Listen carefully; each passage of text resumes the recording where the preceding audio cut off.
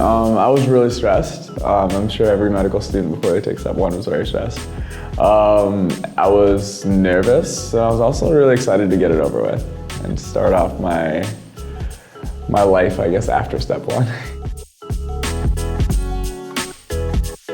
I used 4 resources, I would say. I used a QBank, flashcards, first aid, and Pathoma.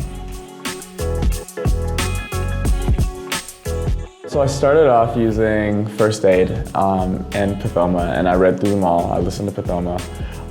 I had done some annotating previously in the year during my sequences, but then after I finished those 2 resources, I ramped up my flashcards and my questions, and those were my primary sources of learning after that. I was quite calm, I would say. I was really focused. I was really focused that day. I know that this test is really important. It's, I would say, the most important test you'll probably take in medical school, and you'll never take another test that's important in your life, to be brutally honest with you. So understand that yes, there is this pressure to perform.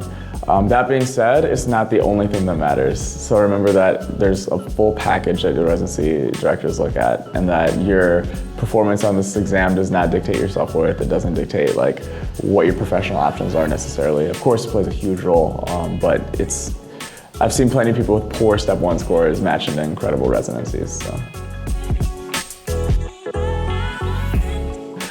For me, exercise was key, by far. I would not be a sane person without exercise, so I made that a priority.